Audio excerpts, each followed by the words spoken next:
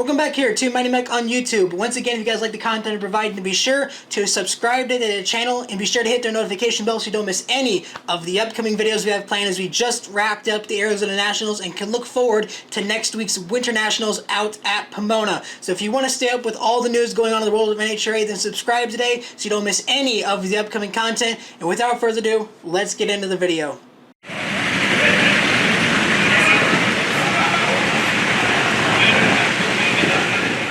So the second race of the 2025 NHRA season wrapped up today for the Lucas Oil Arizona Nationals. And for the second race in a row, we have seen a crash during round one of racing. This time in the Fuel Funny Car class for three-time champion Ron Capps. Now the story for him in 2025 was the resurgence in performance. He kind of fell off the horse last year, and heading into this year seemed to be guns blazing in terms of how fast that car was. He won the shootout out in Bradenton, Florida, the kickoff the year. He made the finals in Gainesville, lost to Chad Green, came into Phoenix, won the Too Fast, Too Tasty challenge on Saturday, and then came into Sunday looking like one of the cars to potentially beat and possibly have a chance of winning the event. That story would end in his round one matchup against Blake Alexander, as during that round one race, he would suffer a crash while running in the right lane and was en route to a win before smoking the tires and then suffering an explosion that cost him to lose control of the car, hitting the left lane wall and destroying the chassis and derailing the entire work that the team has done. We were able to get a video from NHRA and Fox, including a comment from Ron Capps himself. Here is how that went down. The Napa helmet cam looking off into the vanishing point of the distance here at Firebird and Ron Capps.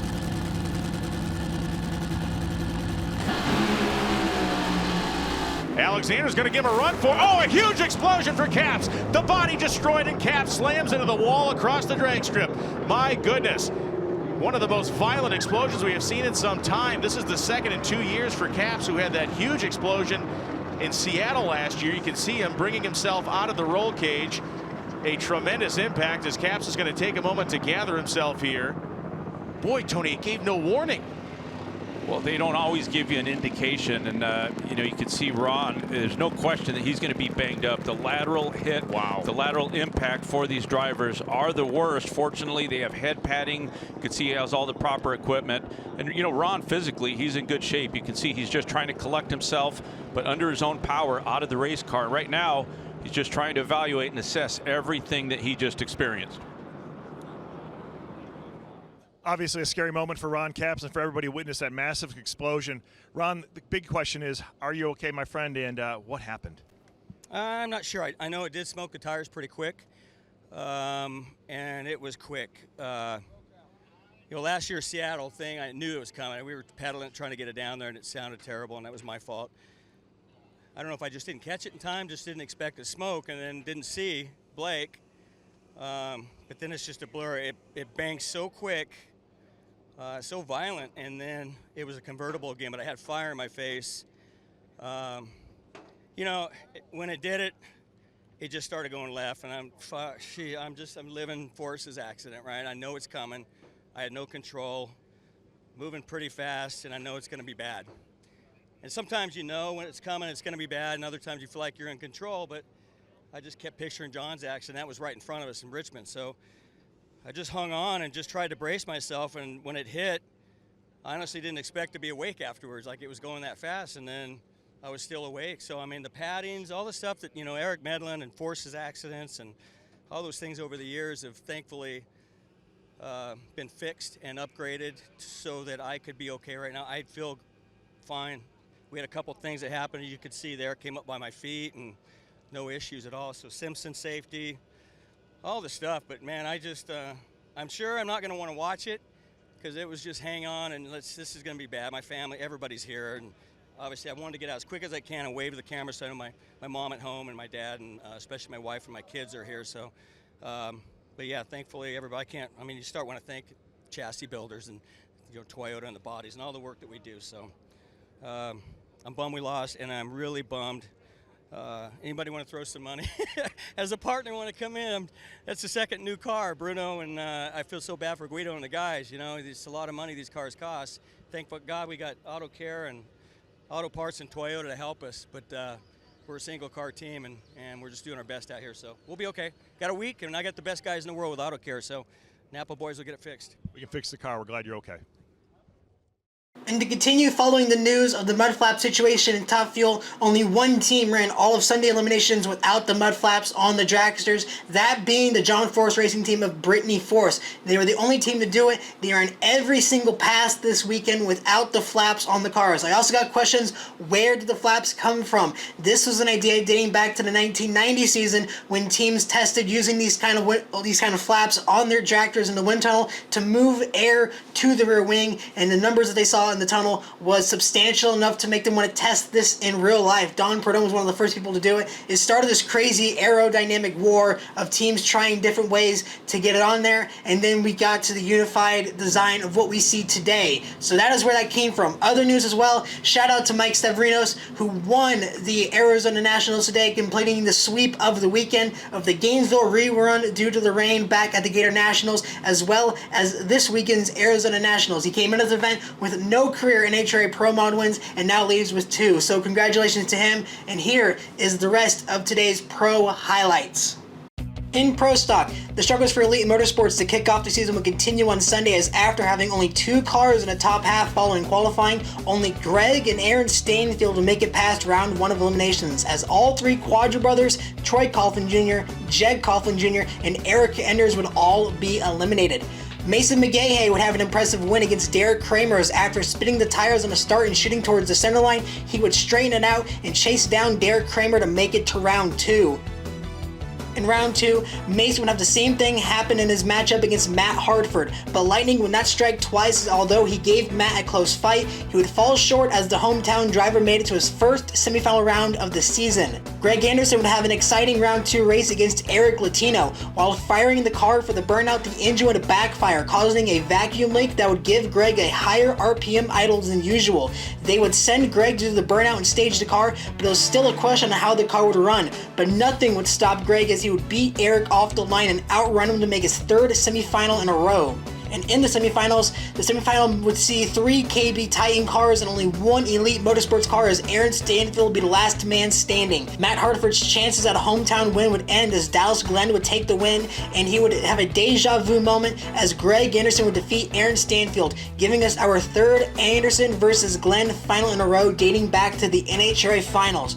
And in the finals, and probably the weirdest final round in Pro Stock history, Dallas Glenn would go on a stage and get the RPM set and seemingly slipped his foot off the clutch and jumped the tree by a month, automatically giving Greg Anderson the win, who launched off the line and had the car die immediately, and would have been a guaranteed win for Dallas.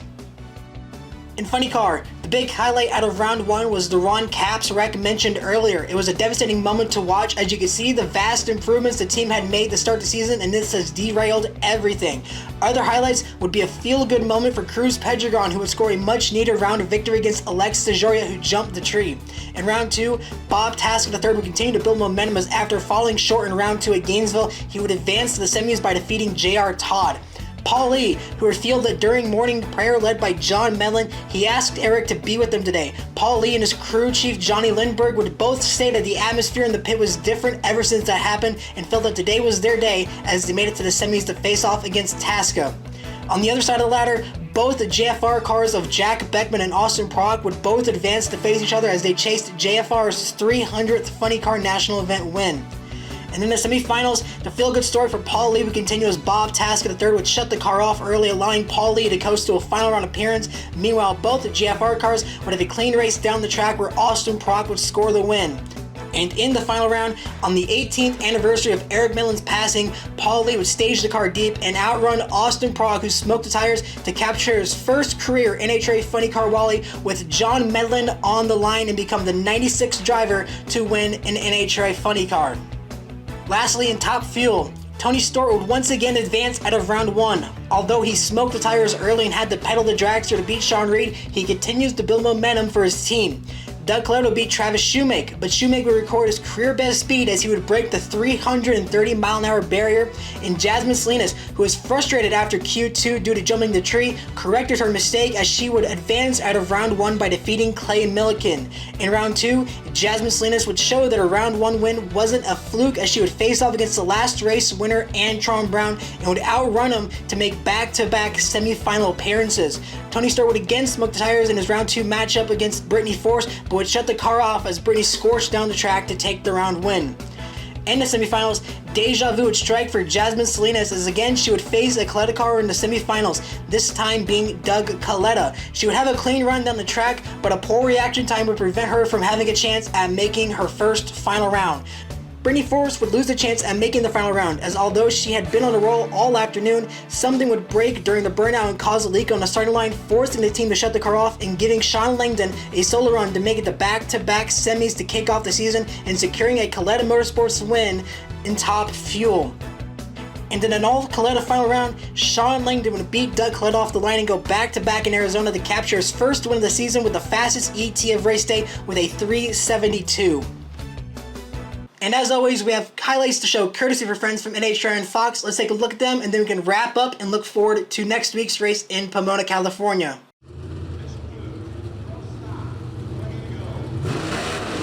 Oh, Glenn's car. Look at this. Dallas Glenn's car blew past the two-step, engaged the clutch, and Greg Anderson just won the race, and his car basically shut off 10 feet down the racetrack. Dallas Glenn can drive by him as far and fast as he wants, but this one's over. Yeah, and I think once they process what happened for Greg Anderson, he's going to realize that he can drive his car to the finish line. He can stop on the racetrack. He's won the race because of that disqualification from Dallas Glenn. Well, Greg Anderson has had a day. You know, we had some anxious moments. Your wife, the whole team was panicking when you had a vacuum leak. They didn't know if you're going to even run the second round. And now, I don't even know what to describe what just happened there, but you're holding the Wally. Greg, maybe you can break it down for us. Congratulations, and what happened? Well, you know, Bruno, they say there's no such thing as an ugly win. That was an ugly win. So, you know what? A win is a win is a win. I've never won that way in my life, but you know what? I'll take it. Dallas is one hell of a tough competitor. We've got a hell of a race team here, this KB Titan team, and you saw the way they all jumped in that car, on my car second round when it wouldn't start, and then it basically had the throttle hung almost wide ass open, and they got her done. We got her stage, got her done. So very proud of the guys. Big day for Hendrick Cars. Kyle Larson won today, so I felt like if I didn't get the job done, I would drop the ball. I didn't drop the ball, so Mr. H's having a big night tonight. Another guy here today is having a big day, my team owner, Jim Whiteley. He's got 2 wins today. He almost got 3 with Ricky Smith. So big day for the family, and love racing in the desert here. Thank you guys all for coming out. You're a great, great crowd. I love racing in Phoenix, and hopefully you keep this baby going forever. I want to clarify something. Did the car die, or did you cut it off? The car actually died, Bruno. It made it 1 foot and shut right off. I was dead in the water, so absolutely my lucky day without a doubt. So thank my lucky stars. The one thing you got to know, on a 100-degree racetrack and the weather we have right now, you better show up with a tune-up that has some hair on its teeth if you're going to stand in there with the Brock family.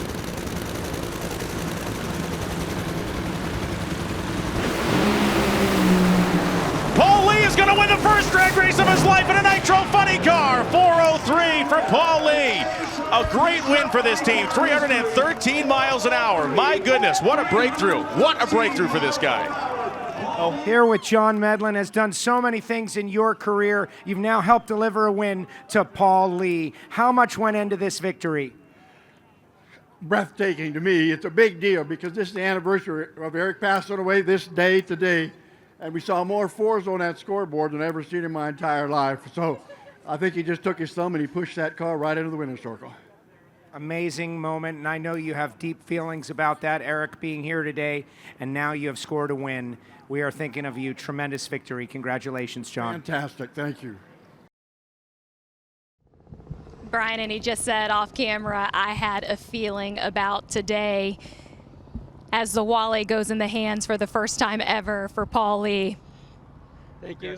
Thank you very much. Appreciate you. Paul, 18 years ago, we lost a brilliant light in Eric Medlen, and you just delivered John Medlen and Johnny Lindbergh a win here in Phoenix, and yourself a Wally as a funny car driver.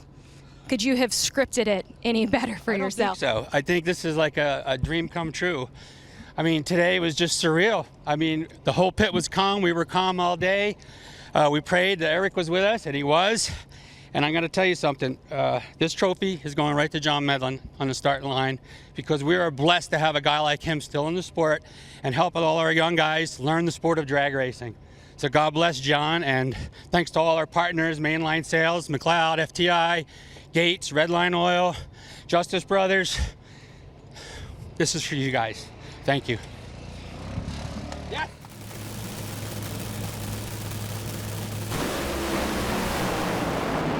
Oh, and they're going to take it all the way to the house with the flames up and score one for Brian Hewson. 372.4, 330 miles an hour. Langdon bought himself 26 thousandths of a second on the starting line and then drove it out the back door right out of Doug's life. With the medal around his neck, Sean Langdon just said, now I'm ready, as the Wally goes in his hand here at the Arizona Nationals. And you back up that appearance in Gainesville with another trip to the finals, now holding the Wally. Why was this Coletta machine the superior one today? Brian and the team, man. I've been saying all along, Brian's turned this whole team into a bunch of superstars, all-stars, and all the credit to him. You know, he brought Aaron Cave on board. But all the guys, man, all the guys have done such a fantastic job. No mistakes, giving me such a great race car. You know, we knew going to the final, you're running AJ and Doug. So what are you going to do? You got to throw down. And Brian said, well, we got to get this thing go low 70. I said, you know, I'll try to be in the 50s. And that's what we did. So we kind of called our shot a little bit. You know, just proud of the guys. Everybody at Coletta Air Careers, you know, Toyota, everybody. It's a win-win for Connie Coletta. Most importantly, put a smile on his face. And that is going to wrap up our Arizona Nationals recap. Thank you guys so much for watching. Once again, if you guys like the content, be sure to subscribe down below and hit the notification bell so you keep up with everything that's going on in the world of NHRA. Be sure to follow us on all social media pages down below at MightyMac03. And until next week in Pomona, California for the Winter Nationals, this has been Mighty Mac. We'll see you next time.